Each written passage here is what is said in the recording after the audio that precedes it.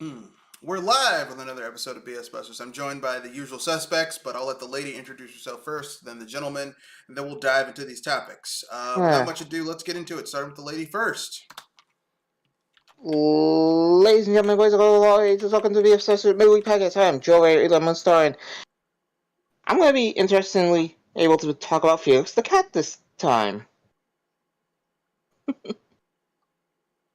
All right. Kenoshi, introduce yourself. Glad to be on another one of these BS Busters. All right. All right.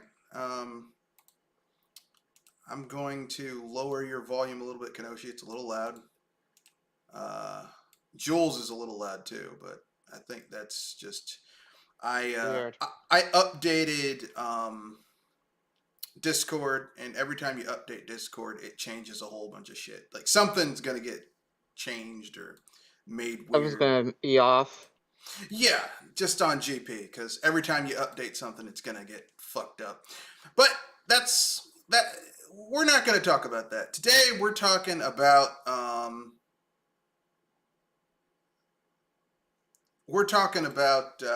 we've got 5 topics, maybe 6 with our wrap up. We're covering retro game styles that we would like to see come back, i.e., maybe like having a bigger presence. Maybe it never fully went away, but a bigger presence or more classical presence. Um, what pop culture show, movie, cartoon we would like to see get the Illfonic studio developer treatment of in the vein of the games they made, like Friday the 13th and Predator Hunting Grounds. Those were the games where basically you could play. It was 4 versus 1, and you could either play as, like in Friday the 13th, you could either be Jason Voorhees chasing down some kids, or you could be the kids putting their stuff together in order to complete certain objectives on the map in order to win the match. But they were always kind of um, at a disadvantage because they're facing an immortal zombie, Jason Voorhees. Um, Predator Hunting Ground had a similar thing where people, you could have 4 normal people fighting a fucking Yautja from Predator, which is always cool. Well, currently they're making Ghostbusters Spirits Unleashed, which, I mean, that seems like it could really work. Our third topic is going to be our hot take on Nintendo finally adding folders to the Nintendo Switch OS. What is our least favorite Mario, Zelda, DK, Kirby, and Metroid game? What is your favorite puzzle game and why? And then we'll finish it out with unpopular opinion. But let's get it started with what retro game would you like to see come back? Sorry, game style. Like, and I don't mean it's gone. I mean like maybe it's migrated over to smartphones or some other BS like that. Twin stick shooters. I agree. That'd be pretty nice to see. I agree. I agree. I could go with that too. Though, if anything, I probably could add in the what was it? The the weird fighting platform games. But then again, that probably is still around with something like Double Dragon and Streets of Rage. So you'd want to see classical beat 'em ups get a bigger budget and be brought over um, to consoles again. Yeah, though if anything, the twin stick shooters I could actually see coming back though. The newest one that I could think of on the spot that kind of goes that way would be Binding of Isaac. Yeah, yeah. The problem is that a lot of these games that were like, these retro style game styles we'd like to see come back are in the hands of indies, and indies don't have huge budgets, typically speaking. So the game might be excellent, but its limitations are going to be in the budget and what they could do. And that's kind of the downside of retro style games. Like, man, I wish we could get like, wouldn't it be cool if you got a a return of your top-down 3D style, top-down 2D style RPGs, but they had a real budget behind them. Because if a AAA developer slash publisher is making an RPG, it's going to be some overblown, overproduced, focus on graphical fidelity bullshit. I was gonna say safe as F paint by numbers one. Well, they aren't necessarily paint by numbers, but they're going to focus like if a developer is going to put real money into certain niche games, they're going to casualize it, and they're going to appeal to certain things that they know the broadest demographics is going to go for. So they're going to, if they're going to show the game off, they're going to talk about it being in some game engine. They're going to talk about how great the graphics are, radiant shadows, God rays, shit like that. And it's like, we didn't even have shit like that when we were playing games in the 4th and 5th gen. No, we weren't even thinking about that. Such conversations never occurred to us. Like, when I was a kid and my parents bought me a game, the first thing I did was I would open the box and read the manual. Because the manual gave you all the basic information you needed before you even turned on the damn game. And then I would turn the game on and start playing it. If I was playing an RPG, I would I would start grinding and building up my character. If I was playing a action adventure game, I would start getting used to playing the game. If I was playing a platformer, depending on who made the platformer, you try to get the feel of the physics, right? Yeah, I get a feel of how it feels to move around. Now, I'm going to keep it real. I'm lucky. I think we're all kind of lucky because we're in that age group where, we were in that age group where platformers were really good, and most of the physics engines behind most of the decent to great platformers were great.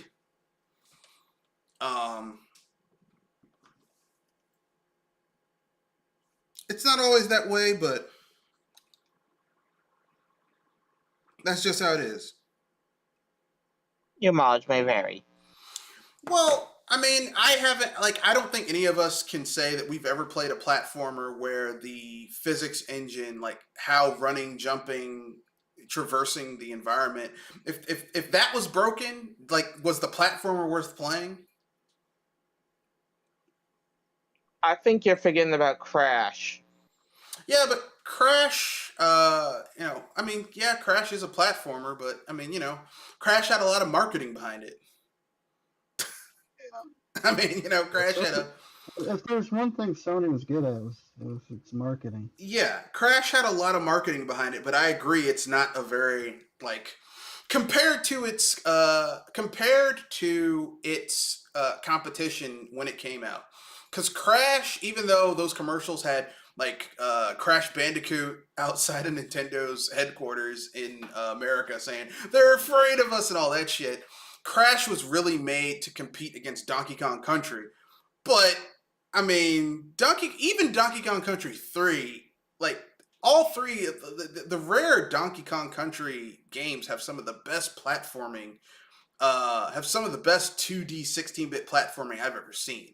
Even Ukulele's Impossible Lair, and that game is made by the same developers, isn't as tight as Donkey Kong Country 1, 2, and 3. In terms of the platforming.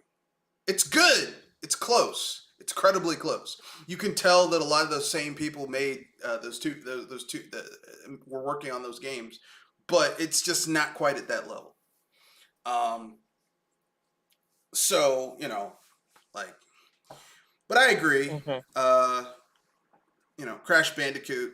Crash Bandicoot had great marketing, but once you got into it, it's this isn't really that good. Yeah, I said, and that's the reason why I said Crash Bandicoot, because even though we've all had our share of good platformers, I probably am one of the few that also know how bad platformer could be if done wrong. Yeah, I would say one of the best. I would say one of the worst. One of the modern platformer 2D platformers that has one of the shittiest physics engines I've ever seen is Little Big Planet 1 and 2 and 3. Little Big Planet is. I was gonna say Little Big Planet.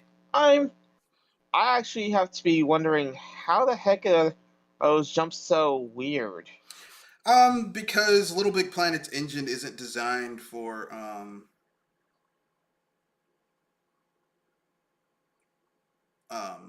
it's not really designed for Precision? yeah, it's designed for people to make like to make those levels, those custom made levels. That's That's what the it's thing designed that for. bugs me because I know it doesn't feel like it's made for anything other than creation, and yet it got got three design, I mean 3 games Well, and a kart racing game no less too. it made a lot of money. It made a lot of like a lot of people like those games. Now, I personally am not a huge Little Big Planet fan. I played the first two, and I was like, I don't like the physics engine in this game because like when someone says a 2D platformer to me, I'm like, okay, well, because I've played games that are 2D platformers like Hollow Knight. Hollow Knight is one of those games where, and Guacamelee 1 and 2 are games where your character has a heft and a weight to where platforming isn't as smooth as you would find in some of the top tier 2D platformers. But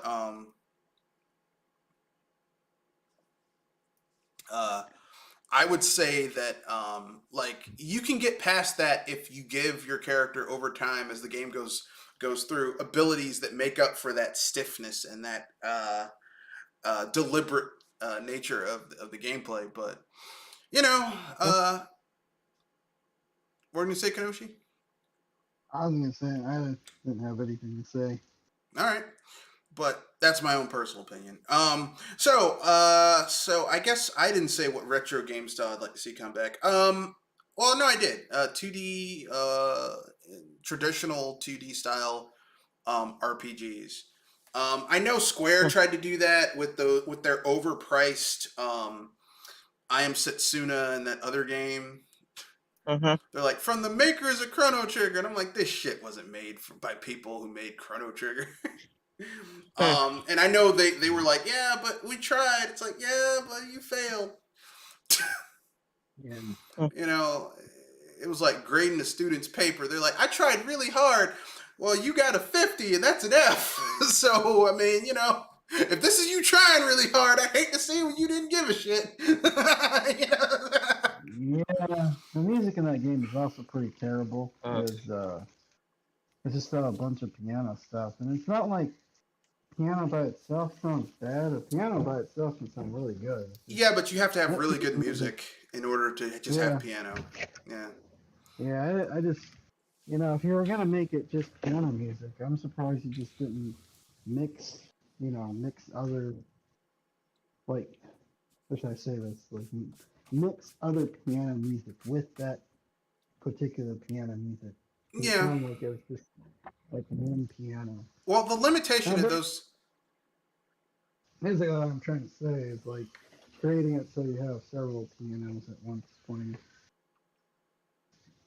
Well, the limitations of those games was the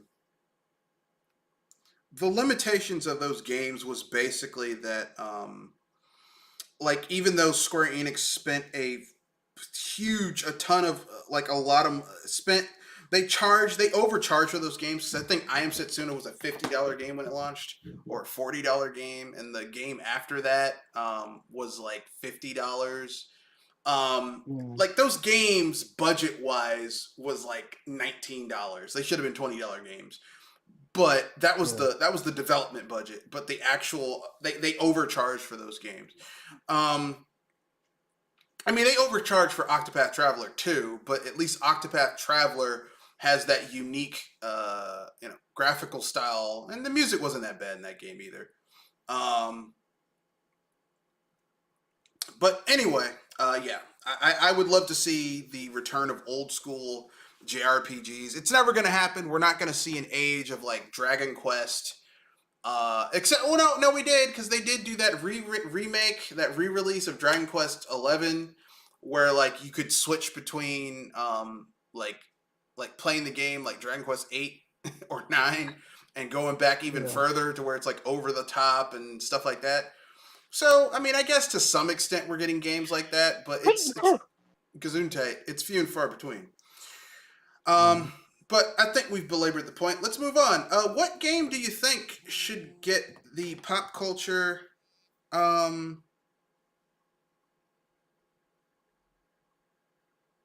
The pop culture.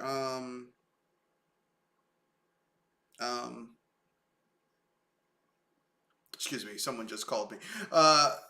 Continue with the second topic. I'll be right back. Okay.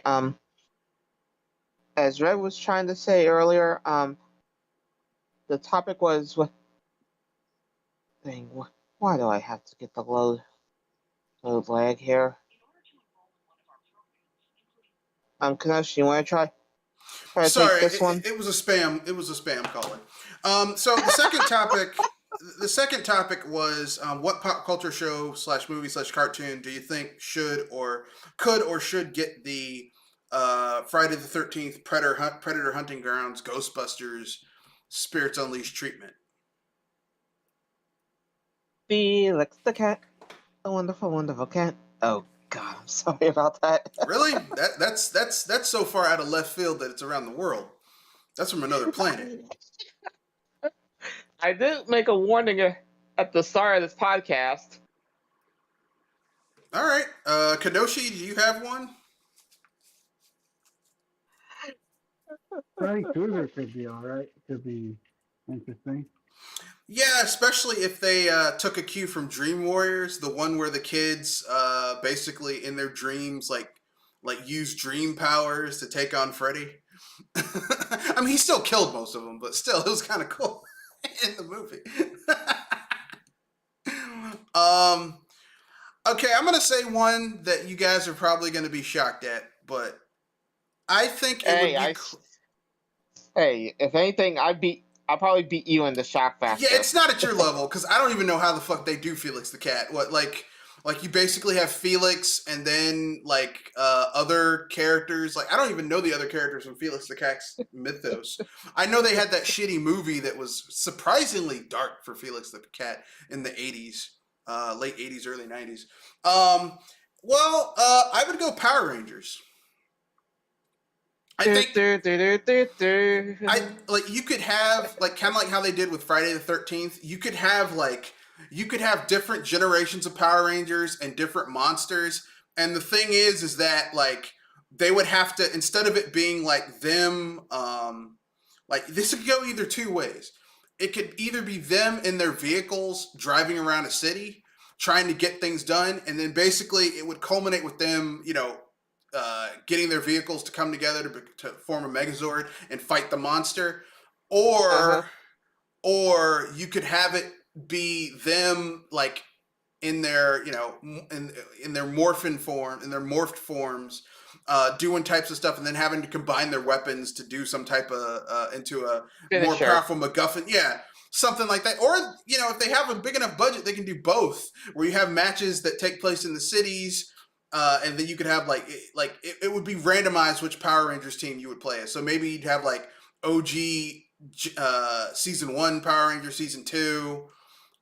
Maybe they'd have like Wild Force, Primal. There's only one little problem with that, and I'm gonna say this is probably gonna be the weird part.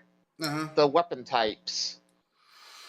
I mean, they always have some. Every single Power Rangers generation, they have they have a dude who has a sword. They have a dude that has like a gun. They have a dude who has some unconventional weapon that looks ridiculous. They have a guy with a gauntlet weapon. They basically have the same shit every. Very rarely do you have a new weapon that's interesting. But they could. If it's supported long enough, they could roll out seasons. Like this season, you get like. At least you can understand the reason why I said that, right? Yeah, I get it. So, if anything, I can only imagine how the Megazord fights will work, because if it's a 5-on-5 and everybody's controlling a piece of the Megazord, oh boy. I could see that. So anyone have anything else about topic our second topic before we move on to the third one? I'm honestly thinking because I honestly, I'm honestly was thinking of Wells, but if anything, it'd probably be some weird cartoons Maybe or action movies. maybe Scooby Doo. Oh, that'd be awesome. Scooby Doo would work. Yeah. Scooby Doo could totally work because you'd have Fred, Velma, Daphne, Shaggy, and Scooby. So 5 playable characters, and then whoever, and they'd have to run around, not getting caught, finding clues, and then the end of it would inevitably, like, they'd either have to set up a trap or get the evidence, and then the end of it would always be, yeah, and we know exactly who it was, and they rip off the mask. It was Old Man Jenkins, and I would have gotten away with it if it wasn't for you stupid kids. Meddling kids. Ah. If it wasn't for you meddling kids. Well, sometimes they vary it in the more modern incarnations where it's like, you stupid kids, you meddling kids, you dumb kids. If they ever make an R-rated Scooby-Doo, he'll curse them out. I would have gotten away with it if it was for you fucking kids.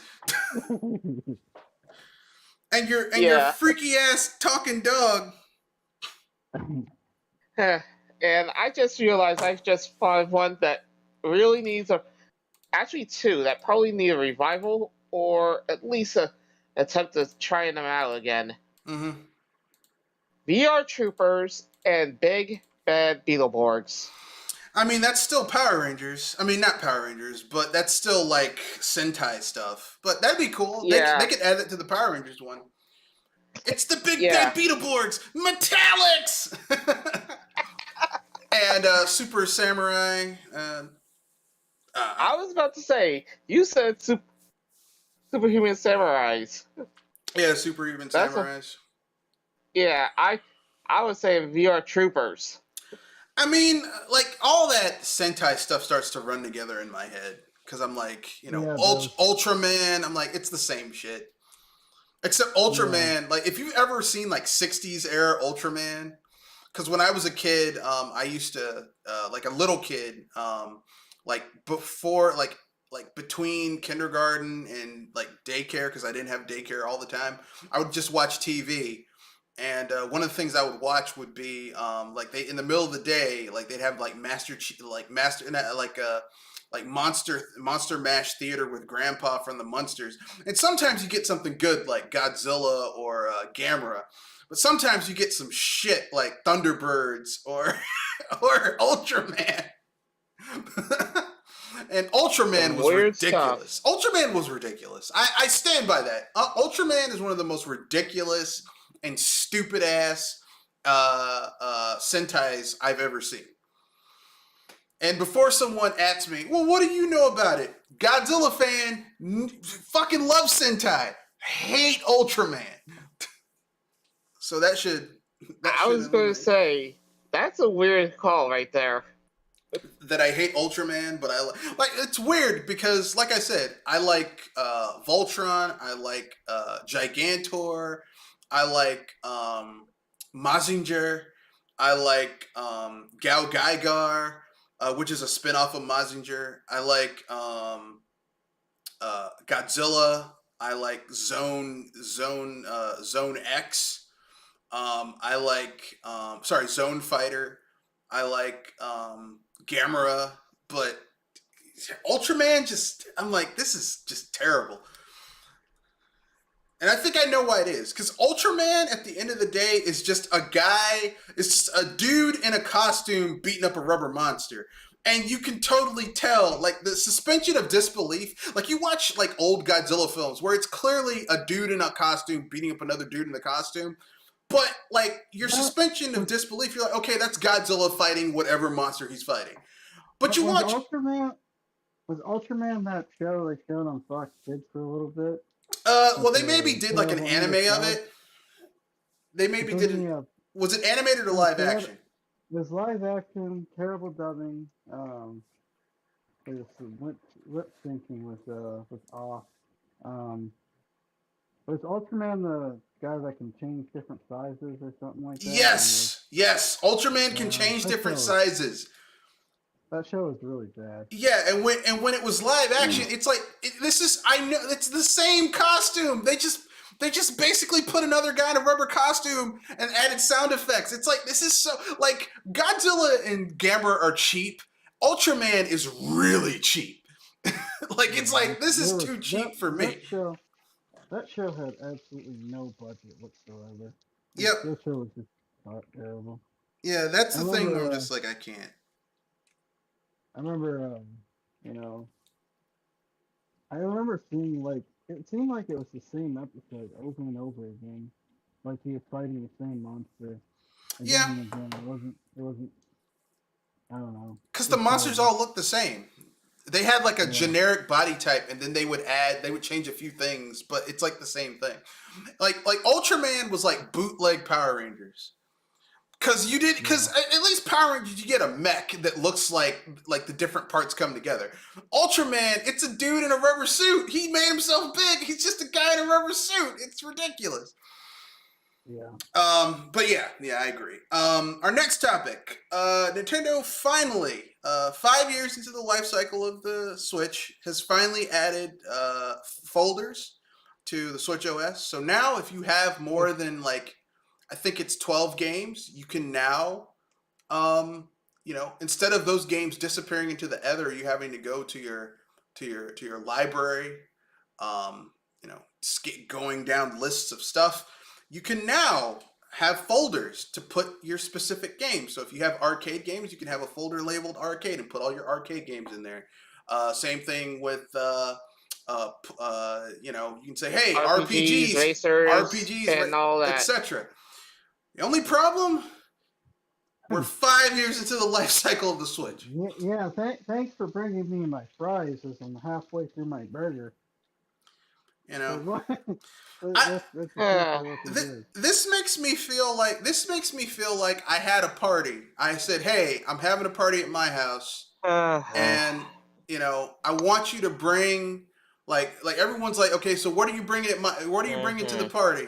And people like one guy says, "I'm gonna bring a pack of Michelob beer." Another one says, "I'm gonna bring a case of sodas." Not that 12 pack, like one of those things that's like a cube of sodas. And another person says, "I'll bring the chips." And another person says, "I'll bring a sheet cake." It's like, cool. Then you're gonna bring the sheet cake? Excellent. And I have the party. And then at the net, the party goes pretty well. But the person who's supposed to bring the sheet cake never brings the sheet cake. And then the next day after the party, they show up at the house. I got the sheet cake. What the fuck am I gonna do with the sheet cake now? The party's over. Yeah. I already had the party. The party is over. Thank you for my cake, but I mean, damn. BRB, the foolified. Yeah, that's exactly. I mean, I don't know why it took them so long to bring it.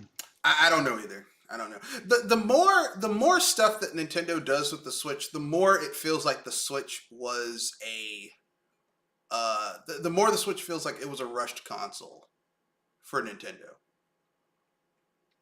Like they cut a lot of corners to get it out the door. Like they rushed the OS, they rushed the controller, they rushed a lot of stuff in order to get it out the door. Yeah.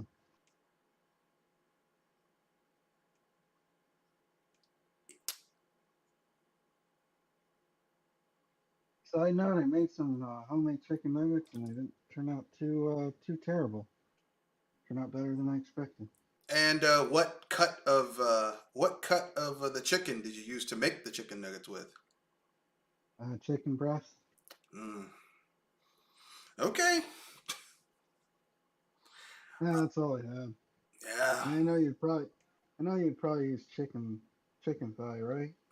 I mean, did you brine the chicken breast? No. All right. I just cut it up. I just cut it up and okay then. shallow fry. Well, man, as long as you enjoy it, what dipping sauce did you make for it, or did you use a pre-mixed dipping sauce? Yeah, I just use ranch. Like I said, I don't have a lot of that. cooking equipment. All right. And plus, I'm not nearly as adept at cooking as you are. So I'm not adept at cooking, man. I just when I was in college, the food was so bad that I like my friends and I.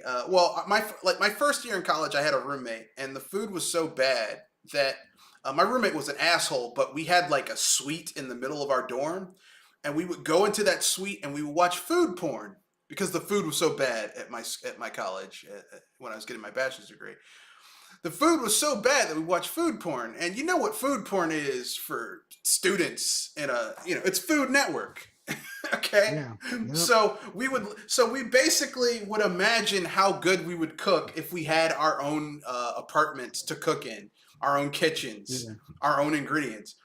And I'm gonna tell you right now, for people who aren't in college, if you're just young and you want to date, learn to cook.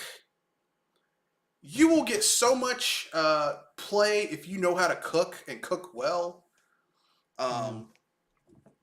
Like a lot of play. You'll get a lot of play. But yeah, that's what I do. I'd watch. This is when the Food Network actually showed shows about people cooking and not all they have now, which is like 85% of the shows are either we're gonna save this restaurant, we're gonna save this bar, we're gonna save this hotel, we're gonna save this hostel, or they're food competitions where you don't actually learn how to cook at all. Yeah. Like these days, it's kind of sad because it's like the Discovery Channel used to show documentaries, like nature documentaries, historic documentaries, informative documentaries, and now all it is this, hey, we're going to go find Bigfoot. You know good and hell well there's no such fucking thing as Bigfoot. Yeah. Hey, let's learn how to go. Let's learn how to buy. Let's learn how to bid on delinquent U-Haul storage plots so we can go and take people's shit they couldn't afford to pay for and sell it on Pawn Stars. Sorry. Well, the thing is, I think a lot of it has to do with the internet because there's so much ridiculous stuff on the internet. TV has to compete with all the ridiculous nonsense. Normally, I would agree with you, except, I would agree with you. I think it's partially the internet, but not for the reason you suggest. I think the internet has made getting good information so easy that people, conversely, people aren't using it to get good information. And they get dumber and stupider and dumber. Because if you go on YouTube, which is a purveyor of horrible information, and put in nature documentary, tons of excellent, high-quality, long-form nature documentaries on YouTube. For free. Yeah. So I don't get it. But Discovery doesn't do documentaries anymore. The closest you'll get to a documentary... here's when I knew Discovery was fucked. I went on Discovery, and I remember I used to love Shark Week because they would have documentaries where they're like, yeah, we followed this deep sea diver and we found deep sea sharks. I remember the year during Shark Week where they showed we're searching for the mega I forget what it's called, some shark that's extinct and doesn't even exist. The Megalodon, yeah. I was like, fuck this shit. I was done. I'm like, I'm out. I'm done. I'm fucking done. I'm done. I'm done. When you can't even trust a documentary site to actually have documentaries, that's when you're like, you know what? Fuck it.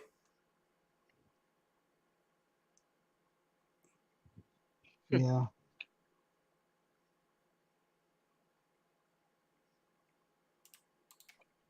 And I know some people are going to be like, but, times have to change. You're right. Times do have to change. But core shit, like really good shit doesn't change. Like you can go and watch BBC's Planet Earth Series 1, Series 2 with Sigourney Weaver, or you can watch BBC's the Wild World of Plants with David Attenborough. That shit's still good. Yeah. Why are you like? Just because we have a sizable amount of the populace that's fucking dumbasses that like stupid shit, like, hey, there's no way human beings could have made the pyramids. It was aliens. Are you fucking retarded? The only people that I think that were saying that otherwise were people that hate the Wii U. No, there are people. Yes, it is. Yes, it is. Because if anything, people say that we don't want these gimmicks. We don't want all this. We don't want all that. We just want a new platform of the gaming system, and Nintendo gave it to them. What does that have to do with dumbass But people? don't start on Medias. We were Here's talking the about thing. something completely different. What? Jewel, we were talking about something completely different. We were talking about how people are getting stupid and watching, like, how channels that used to show documentaries that were informative stopped doing that and started focusing on this gimmicky bullshit, like Ancient Aliens, where they're like, oh, the pyramids weren't made by actual civilizations; they were made by aliens. What did you think we were talking about? You're right, Red. Nintendo? We weren't talking about Nintendo. You're right, Red. I'm sorry. It's just that if anything, I know I left to get my food, and the last thing I heard was about how things are not set up as they were, and I thought we were still on topic. Well, no, we moved on from that. I just simply said that my hot take on the Nintendo finally adding folders is that the Switch just feels like it was a rushed console. And if we're going off that topic, you are correct. I think that the Wii U wasn't selling well, and Nintendo's like, okay, fine, then we're going to give these people a conventional console. But it feels like they rushed a lot of stuff to get it out the door. They rushed the OS. It's the reason why the OS was very bare bones. It's clean, but it's very bare bones. And it took 5 years for us to get folders. Something that the 3DS had at launch, I think, if I remember correctly. The 3DS had folders at launch. The Wii got folders, I want to say, like in the second or third year it got folders. The Wii U had folders at launch. The DSi had folders. Like, it's weird that the Switch, we had to wait 5 years to get folders for the Switch. Yeah. I was about to say that the DSi didn't have folders until about the 5th update. Yeah, but it was there. I mean, hey, I got a lot of DSi titles. Oh, wait, I can open up a folder and put the DSi titles right there.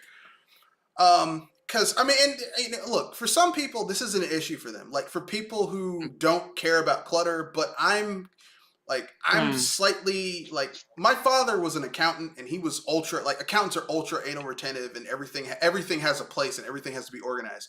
I'm not at that level, but a part of me, when it comes to organizing my shit, like, I'm like that. Like, I'm the guy who, if you go to my my home library of physical books, I don't have the Dewey Decimal System. I have, like, okay, this is like this is isekai time travel sci-fi. This is harem lit fantasy. This is classic fantasy. Like, I actually, like, I'm that guy who's like, this shit has to be organized. I'm the guy who, like, has my tax documents organized by, location. Like, so folders for me is a big fucking deal.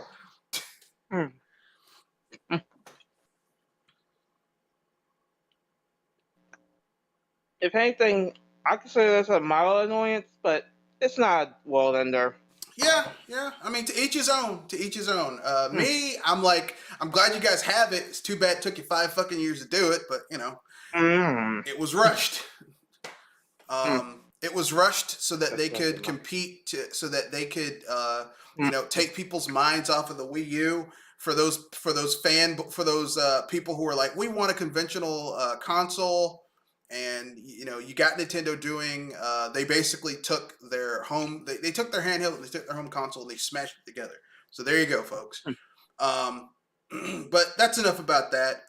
The only thing I have to add is The only thing I'll add is this. Back to the other topic we were going off. You ancient alien people can go to hell. The pyramids were made by a civilization, the ancient Egyptians. Stop with that shit. It wasn't done I was with. about to say, aren't those the same people that are flat earthers?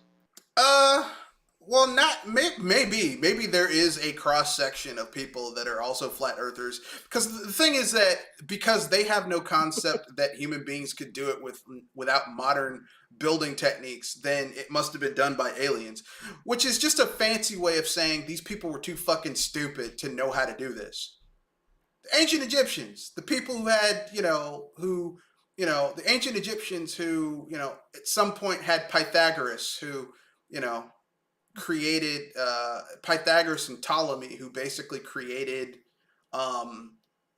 modern mathematics, and the people, ancient astronomers who figured out, hey, This is the how we world can is a tell where north sphere. is. The world is a sphere, and we orbit the sun.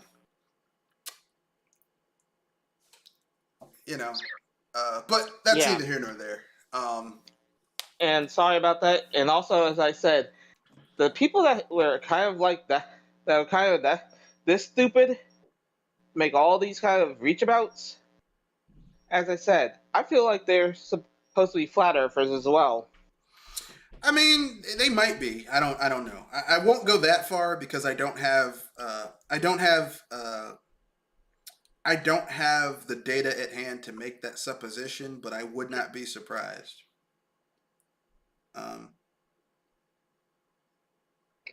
But that's neither here nor there. Let's keep it moving to our next topic, which is, what is your least favorite Mario, Zelda, Donkey Kong, Kirby, and Metroid game? No spin-offs or side games allowed. So, I mean, you can't say, the Zelda game I hate, Tingle's Quest, for the Game Boy fans. I've played that game. It's actually pretty good. I mean, for the DS, it's not that bad. It's really not that bad. I mean, it explains why Tingle wants to dress up like a fairy. It's not for the reasons people might think.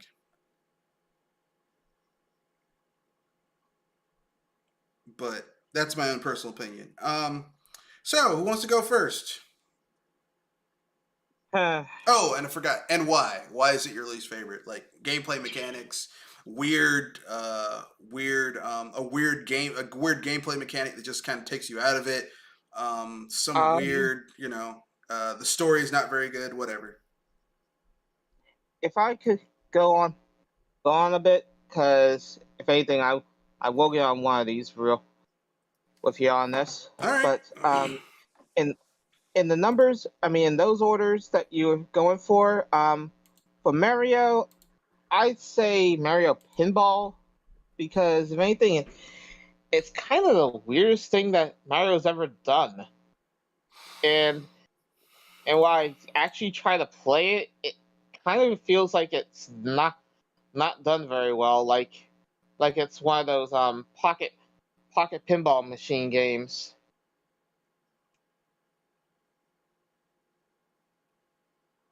Well, Legend of Zelda, I'm gonna go around your rule a little bit here and go with you already run around the rule because you said Mario Pinball, which is a spin-off or a side game. But go ahead, continue. Yeah, nice try, Red. I'm not even buying that. See, the CDI for Legend of Zelda and Legend of Zelda 2. It's not a mainline Zelda game. That was a game not made by Nintendo. I was actually able to try those games a little. I mean, I own one and I was able to try the other, and both of them really felt terrible to me as far as gameplay feel. The CDI games or Legend of Zelda 2? Take your pick. They're both poison to me. I would say Legend of Zelda 2 tried to have a dynamic combat system in The Legend of Zelda. It was the second game of the series. They had not yet perfected the formula of Legend of Zelda. So even though I agree, you're giving them that back to basics. I agree. Excuse there.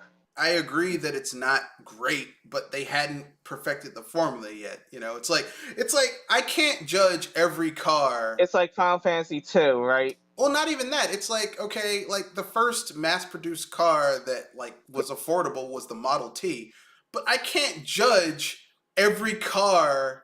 Like I can't say, well, all cars suck because the Model T sucked. Like, because it was the first mass-produced car. It's like they hadn't yet figured out how to really And you this is can't compare BS a Busters, modern ladies and gentlemen. you can't compare a modern car to the Model T. I can't really compare. I can't really compare like the series when they hadn't yet gotten it to the point where it really where they had perfected the formula yet. Now, like once you get to your third game in a series, you have to get your shit together. Like Mega Man. Like Mega Man didn't have all of his abilities that we consider like as Mega Man staple abilities until Mega Man 3. Like that's when he got the Charge Buster, the charge with his Rock Buster and stuff like that. Like the first two games, he just like the first Mega Man game sucks. The second Mega Man game is kind of like it's imbalanced depending on which power up you use, like weapon, enemy, robot master power ability you use. Like Sawman's blades are just OP as fuck. Elect Man's lightning, if you do the start trick, the pause trick, it just destroys everything. So, but you have to go with your DK, Kirby, and Metroid game. I was letting you finish before I get to those. No, go ahead. For DK, probably the sad one is DK64. All right. Why? Probably because of all the backtracking and stuff. But if anything, it's at least has a closer fight with Donkey Konga, which, well, if your hands get sore easy, that's gonna be a painful nightmare. Yeah, I think Donkey Konga is pretty bad. Donkey Konga is pretty bad. Pretty goddamn bad. Pretty bad. For Kirby, that's gonna be a little tricky for me, but I'd say basically the SNES title Kirby. of Kirby. There's two SNES Kirby games. Oh, there's actually three. There's Kirby Superstar. There's Kirby's Dream Land 2, and then there's Kirby's Dream Land 3. I think it would be Kirby Dream Land 2 or 3. I mean, they're both pretty bad. They're both pretty bad. The animal partner is kind of where I would say where things were a little bit weird and doesn't feel like Kirby at all. It was a cool gimmick. It just wasn't well utilized. It's like, oh, you can your power up changes depending on which animal buddy you have, but it's like I don't really if anything, like any of these animal buddies. It was trying to reach ahead of its time. Yeah, and plus it's really slow. Those games are really fucking slow. Like really, really like you feel like you're running in molasses. And for the last one, and this is probably gonna be another one of those. It's the bottom of the barrel and the first of its kind. Metroid number 1. The original on the NES, not the yes. not And this is because okay.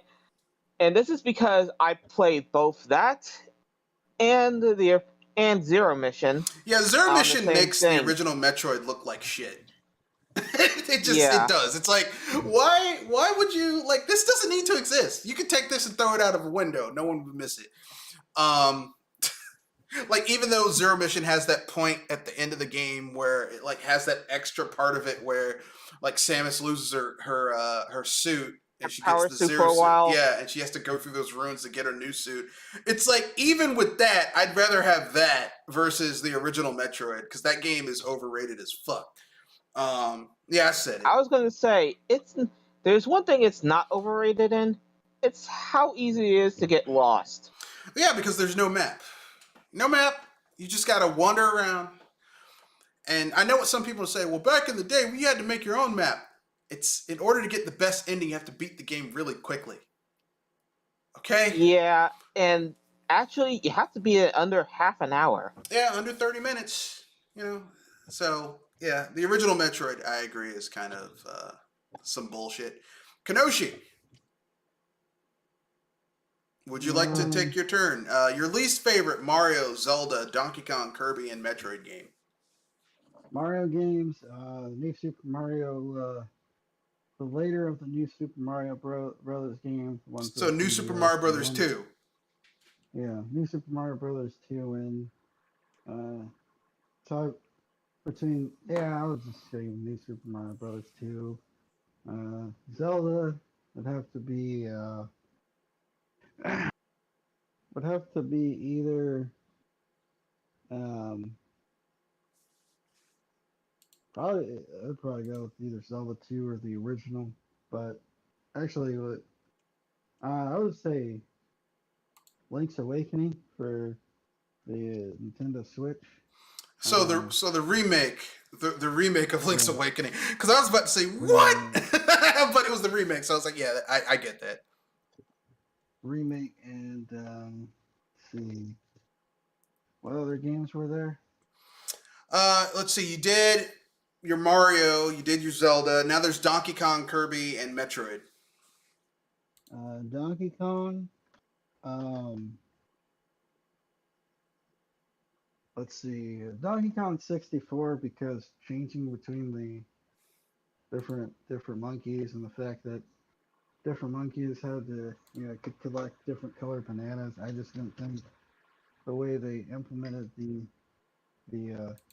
collectathon power, I didn't think it was very intuitive compared to some of their other games. All right, that's fair. I disagree, but it's a fair judgment. You have reasons for it, for that. You have valid reasons for how you feel about it. Yeah, and Kirby, I haven't really played a ton of Kirby games. I played the one in NES, and say the 64 Kirby's don't look particularly all that great. Well, there's only one Kirby on the 64, and it's not very good in my opinion. It's kind of shit. So I can't really disagree with you. Yeah. And what's the game after Kirby? Metroid. Oh yeah, the first Metroid. Oh man, we got two people here who do not like that first Metroid. Okay, so for me, my least favorite Mario game, I'm going to include a batch of Mario games and of 2D Mario games and one 3D Mario game. My least favorite 2D Mario games, I don't like New Super Mario Brothers. Or New Super Mario Brothers 2 or New Super Mario Brothers Wii. I like I'm not surprised. Or New Super Mario Brothers Wii U. Well, New Super Mario Brothers, all those games just feel kind of basic. They feel basic in a way that just isn't really enjoyable. And I don't really like the art style.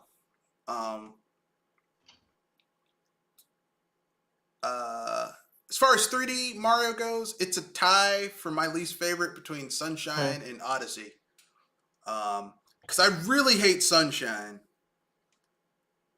and I really hate Odyssey. And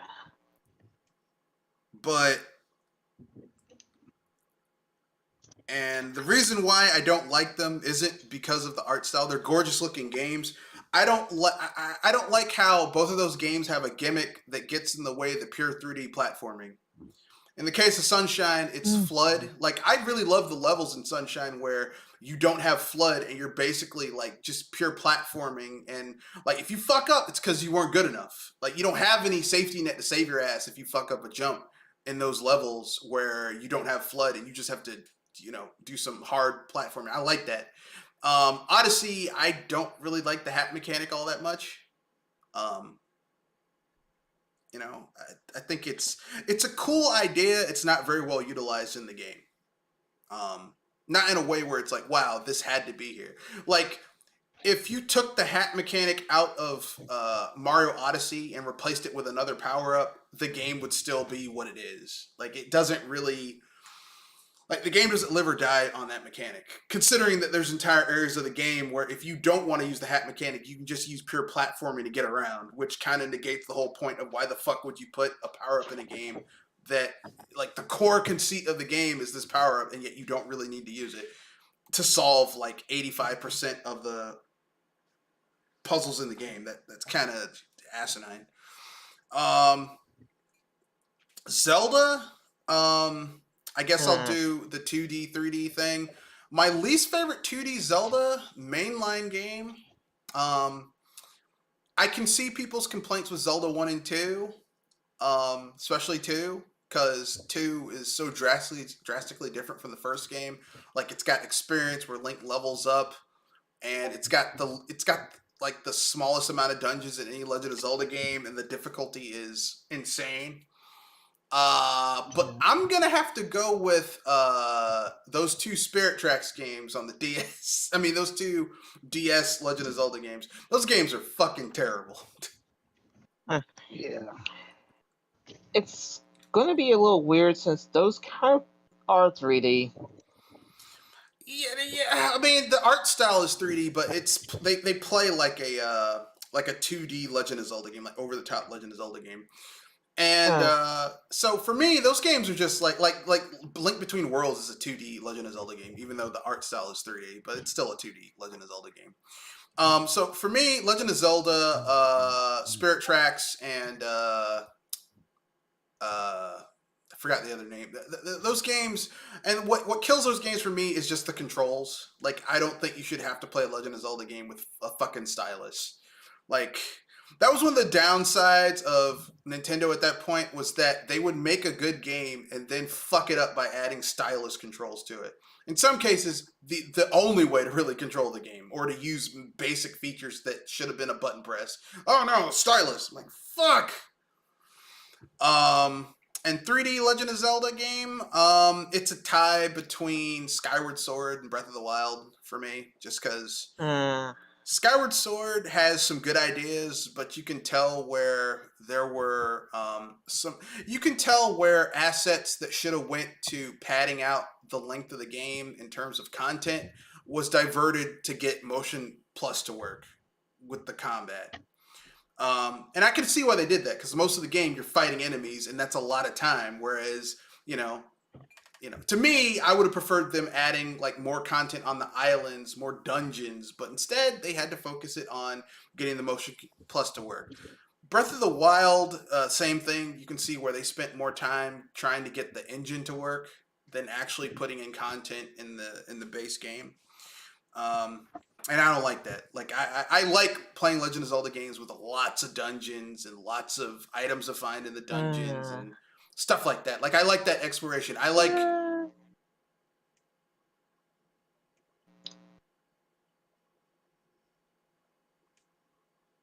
What was that?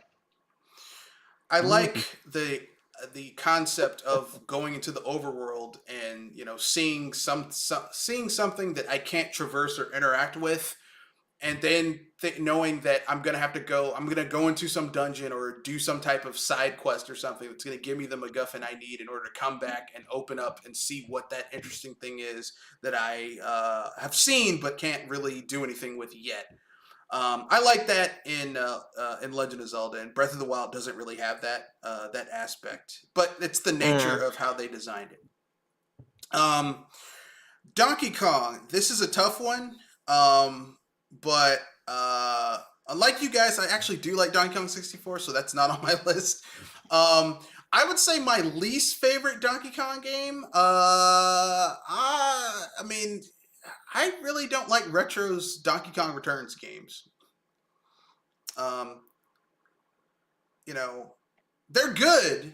Yeah, I'm not going to say they're terrible or they're unplayable, but it's like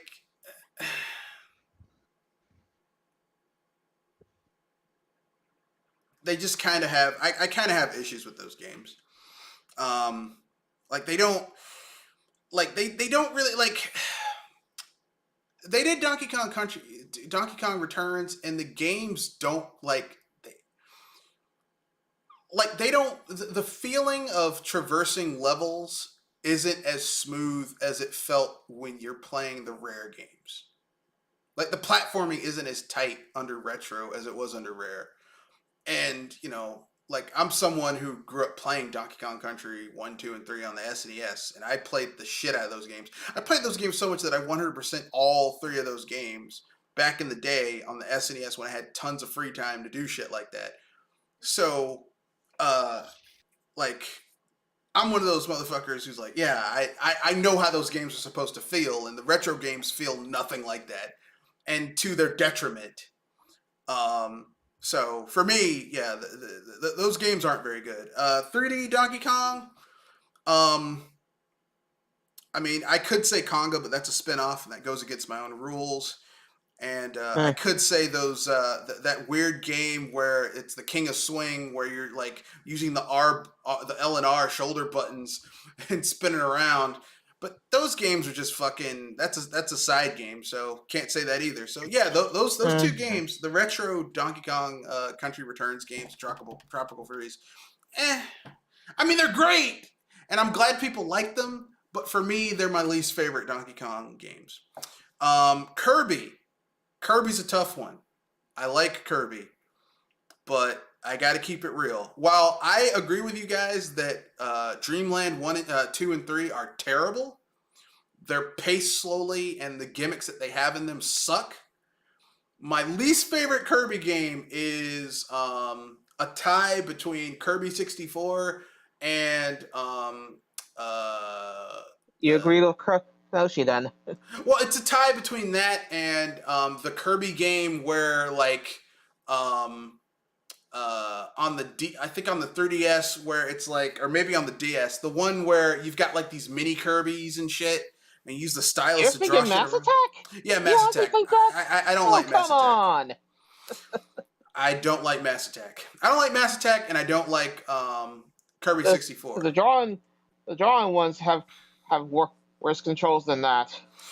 I mean, they do, but just for me, Mass Attack, I just really didn't like it. I didn't like Mass Attack. I didn't like the gimmick behind Mass Attack, and I didn't like 64 because 64 was just like the whole big gimmick of 64 is that it's a 2.5D game. But I mean, I've played better 2.5D games than Kirby 64. Like, go play Klonoa. Klonoa is so much better than Kirby 64. Or shit, play Klonoa 2 on the Wii or PS2. It's better than Kirby 64. I mean, they turned it around when they went to the 3DS and the DS and the Game Boy Advance, but fuck, Kirby 64 is rough to get through. And Metroid game, oh boy. Once again, I'm going to split in 2D, 3D. My least favorite 3D Metroid game, I don't like Metroid Prime Hunters. The game that was like a multiplayer game. I didn't like it. Because I don't really want to play a multiplayer Metroid game. Which means I guess you could also include Federation Force. Even though I like the idea behind Federation Force. Mm-hmm. I like the idea behind Federation Force. I just don't like the fact that it was limited by the hardware and because it's like they were like, okay, we're gonna take the Legend of Zelda, we're gonna take Metroid Prime, like the Metroid Prime universe, which has its own thing going on, and we're gonna try and fit that onto the 3DS, and it just wasn't gonna happen, sadly. And that game got kicked in the nuts because of its own limitations. Um, And people were actually cheering for it before they knew it was a Metroid game. yeah, they were. They were.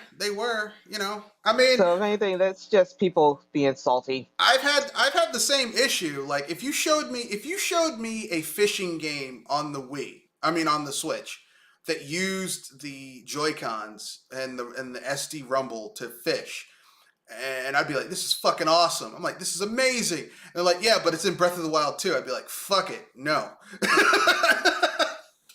I totally get, like, there's games that might have side activities that you love the side activity, but the main game you're like, fuck that shit. So I get it. I mean, I'm not gonna get angry at people having their opinions about something because, like I said, you know, if you're expecting a game to have certain aspects and you don't have it, you know, like if you're a consumer and you're gonna buy something, like if someone says I'm gonna sell you a car and has a great radio, yeah, but it gets like 5 miles to the gallon, you'd be like, fuck this car. And that's basically kind of like what they did.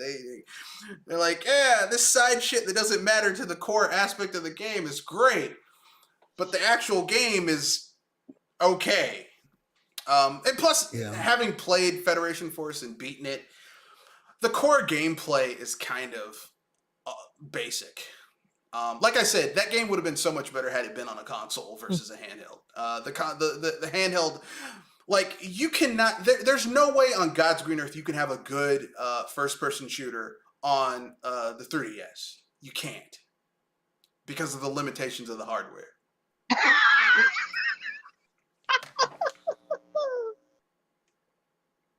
He's not wrong.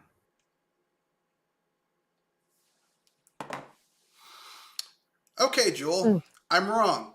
What great first person shooter is on the 3DS? I'm just laughing because if anything, it's at least able to try to do it, unlike other things, right? What great first person shooter is on the 3DS? Oh, come on, you guys. You're just hating on it, and if anything, I say that Metroid Federation Force is at least a good run for the 3DS. Yeah, but that's not the statement I made. I said that it was a good try, but you can only do so much because of the hardware. The hardware held back the idea of what they were trying to do. I don't think it did. It did. Didn't. Come on. Okay. You ain't convincing me. It didn't to you. Okay, then. How would they like, because I mean you're not really into Metroid Prime, you don't really like the series that much. Yeah, you cannot if anything, that's the only Metroid Prime I actually could tolerate. Then yet you clearly are not a Metroid Prime fan. That's okay, there's nothing wrong with that. You know, like there was a time where I only played Metroid, there was a time where I hated on Metroid Prime because I'm like, it's not like the 2D games. Why the fuck would I play this? And that was ignorant of me because I literally cut myself out of 2 pretty damn good games because I was like, it's not 2D and cell shaded. Fuck this game. And then, you know, like the Metroid Prime trilogy Metroid Prime 3 came out on the Wii. And this was during the time where the Wii had practically fucking nothing coming out for it because Nintendo got arrogant and lazy. And I was like, yeah, I'll play this. And I remember picking it up, and I was like, oh, this game's fucking amazing. And then I went back and I got the Metroid Prime trilogy on the Wii and played it. I'm like, these games are fucking amazing. But I mean, that's me. That's my own personal opinion. What might work for me might not work for you. That's okay. But this is from somebody that actually tried to experience and work with all the Metroid Prime games. So that was really that's why I just said what might work for you might not work for me. What might work for me might not work for you. It's it's a subjective opinion. It's how you feel about it. But for me, Federation Force isn't even my least favorite 3D Metroid game. Like I said, it was Hunters that was on the DS because I don't want to fucking play a multiplayer Metroid game because the whole point of Metroid is that it's Samus by herself taking on some insurmountable odds. Not, hey, I got this dude over here is going to help me out, or we're fighting it out to get this. Like, no, that kind of belays the whole purpose behind it. So get the fuck out of here with that shit. So yeah, that's my least favorite 3D game. My least favorite 2D Metroid game. I'm gonna say it's the two Mercury Steam games. Like, I don't like Metroid 5 or the remake of 2. Of 2. Yeah, I don't like either of those games. Huh. Because 2...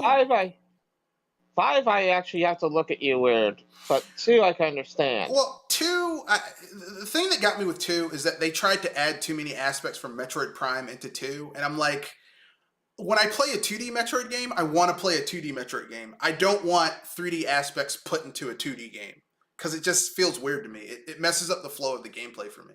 Metroid 5 just feels like they cribbed a lot of notes off of Metroid Fusion.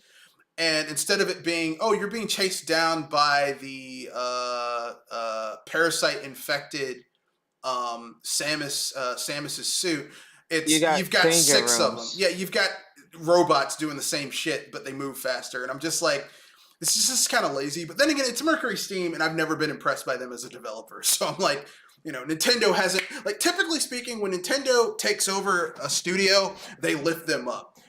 That is not the case. That has not happened with Mercury Steam for me. Like, their games are still kind of shit to me. But that's just me.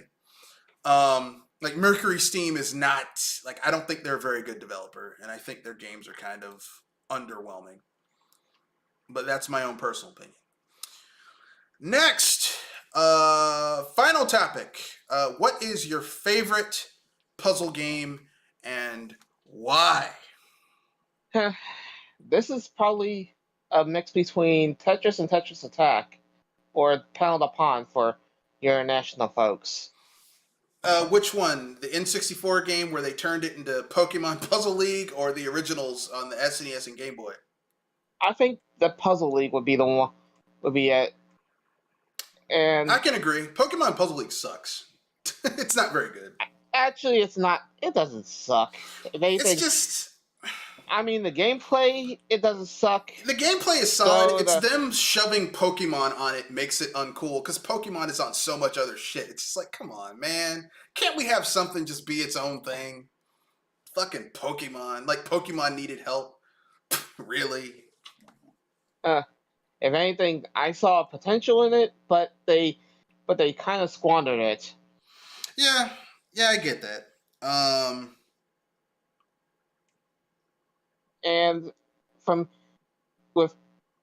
to explain them both, Pound Upon is able to test your reflexes a bit, because you can actually lift your panels up, move spaces around, and try to create chains manually, or let it come naturally.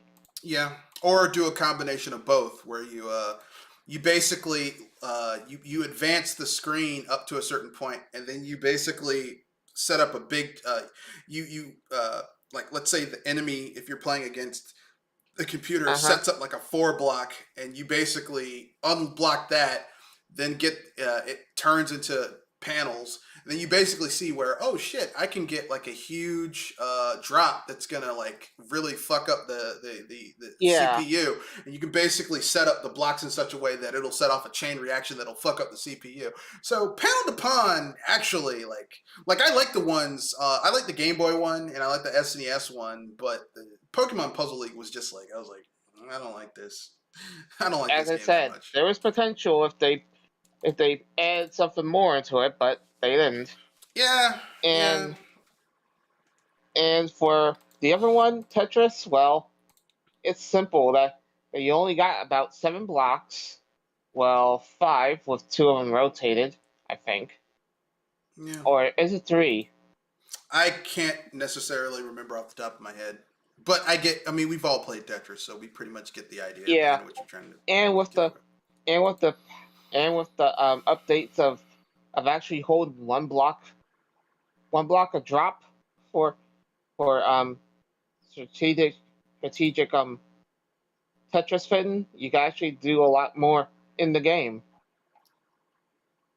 provided that you can keep your keep yourself from panicking when the speed picks up.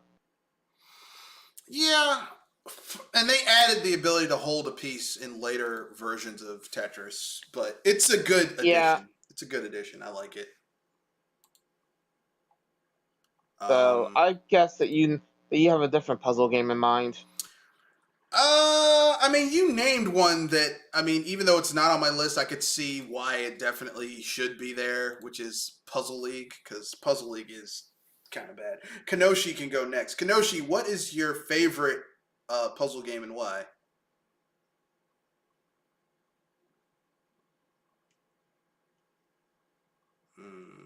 Okay, I guess he's not there. I guess I'll go. My favorite puzzle game. I know everyone's gonna say Tetris, but Tetris is not my favorite puzzle game.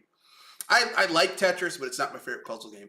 My favorite puzzle game is not actually a puzzle game, but I consider it kind of like a puzzle game. Bomberman.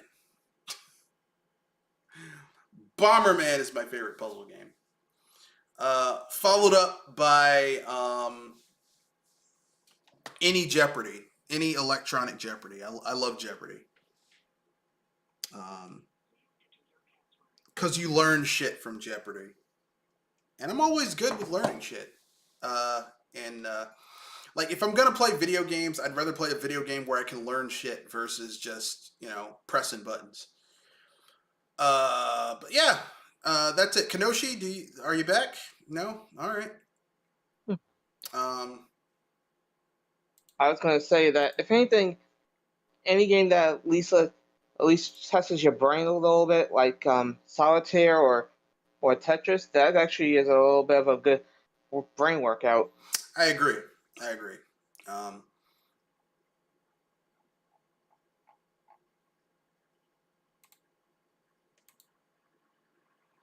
So that's it.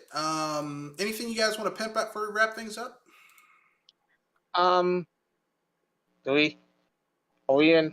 Do we got enough time for unpopulars? That's right. We do. Okay then. Unpopular opinion. Who wants to go first? Huh. Um, Probably we're coming out of me, but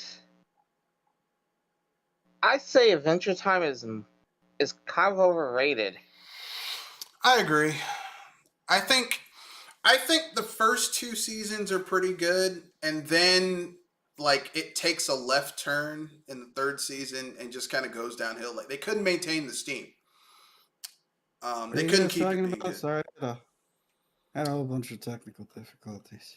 We were doing what is your favorite puzzle game and why, and then we were doing unpopular opinion. And her unpopular opinion was that Adventure Time is overrated, and I agreed to an extent because I think the first two seasons of Adventure Time are pretty good, and then it takes a left turn in the third season, and it just kind of gets weird. It kind of goes bad.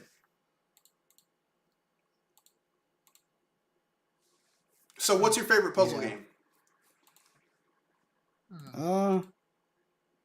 Probably Tetris. All right. Yeah. Everyone likes Tetris. Or sometimes, like picking up a Rubik's Cube. Yeah, that's fun. That's fun. And finally, we got to unpopular opinion. Jules, like I said, was that Adventure Time is overrated. I can agree to an extent it is.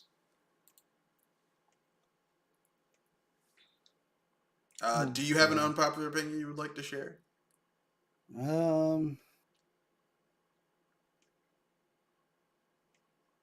After watching Akira last week, there was one thought that was going through my head, and that is, what the hell happened to animation in general? They got lazy. Everybody got lazy and cheap. Yeah, lazy and cheap. Yeah. I mean, not both, but either or. Yeah. Akira is one of the most beautiful looking pieces of 2D animation, even to this day. And it's like there's so much moving parts going on, even though that it's an anime or a cartoon, it the world feels alive. So, and we just don't get that. I don't get that a lot anymore. It's a rare occasion when we get something like that. Yeah, yeah, it's like that sometimes. Um, I agree. I mean, I think, like I said, I think it's a combination of lazy and cheap. Like, I think that some studios got lazy because they kind of, they have their prestige. Like, I think that Akira Toriyama's Armor Bird Studios basically kind of like like Dragon Ball Super looks like shit. Oh, I hate how Dragon Ball Super looks. And I understand that, Akira Toriyama's old and he doesn't, I was like, he going to can't. comment that GTA was probably worse than Super by Well, in terms of miles. the storyline, but the art style wasn't nearly like Super has shittier art than GT did, which is embarrassing. I Yeah, I have to wonder if it's just me or both of them the same as far as the artwork goes. No, because GT I mean still Dragon looked Ball Z. GT still looked like it was hand drawn. Super doesn't even look like it's hand drawn. Super looks like it was put through a program to make, which it Dra- probably was. Dragon Ball Z. I mean, it didn't have a very high budget, but those animations look Hand drawn. significantly Yeah, better they looked hand drawn. than Dragon Ball than looked hand Super. drawn. Dragon Ball Z looked hand drawn. GT looked hand drawn. Dragon Ball Super doesn't even look like it was hand drawn. They can't even fake hand drawn. It's too smooth. The textures are too, like, it looks weird. I wouldn't mind If the the story was computer good. generated Yeah. 2D. I wouldn't mind the 2D computer generated art style as long as they can at least make it look like it was hand drawn, but or at least a better story. Super story. Don't even get me started on that. Yeah, the So the story whole the story is the kind story, of shit. yeah. I mean, the Tournament of Power was fun, but even that was stupid. What Like was stupid? the, the the the Tournament of Power, Yeah, well, I like mean, the idea was fun, but it cool, was but the really dumb. resolution was stupid. Yeah, like they hyped up one of the main villains, Jaren, and he just turned out to just be another one of, oh, they destroyed my people, destroyed my planet, and I'm just kind of like, really, this was the big, But then everything gets fixed at the end this with is with a stupid. wish on the Dragon Balls.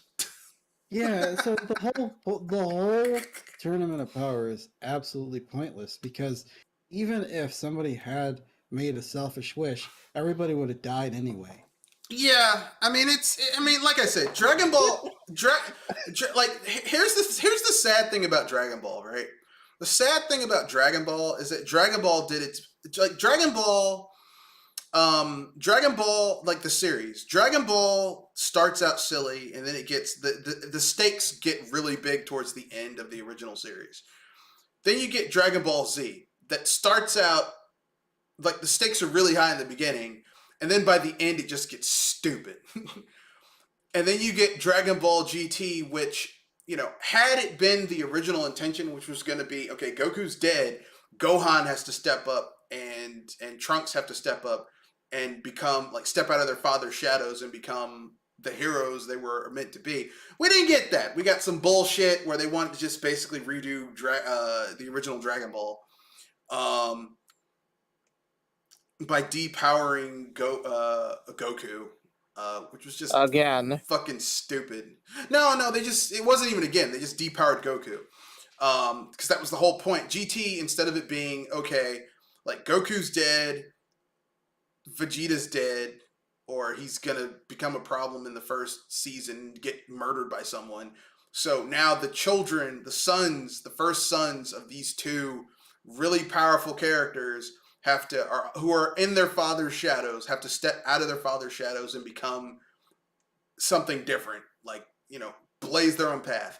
Instead of doing that, Yeah. no, Dragon Ball all over again, but shittier. It's like,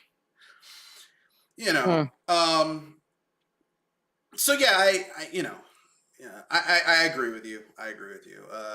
Dragon Ball Super. See, at least GT had some pretty cool designs. I'll give it that much. Super doesn't even have that going for it. It just looks ridiculous. My unpopular opinion is about movies. I don't think it's a good thing that Amazon was able to buy MGM because it means that there's more consolidation, and that's not necessarily a good thing. Less competition, more consolidation. It's not good. Yeah. Kind of like the buyout with Activision Blizzard and Microsoft. Yeah, and that's not good. I stand by that. I know some people are going to be like, how dare you? Come on, man. Y'all know good and hell well this is not a good thing. And I don't want anyone acting like, no, it's totally a good thing. Because that's what they always want to tell you. Oh, this means that we'll have money to make more shit. No, it doesn't. This means you'll be able to charge people an arm and a leg for more shit. Not that you're going to make more shit. You're not going to get more James Bond movies. So quit it with that shit. But that's my own personal opinion.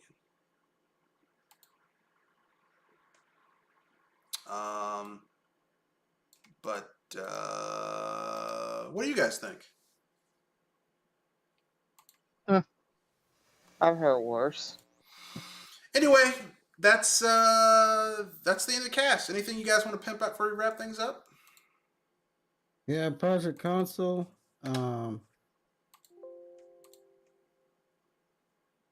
Project Console at Tuesdays at 7:30.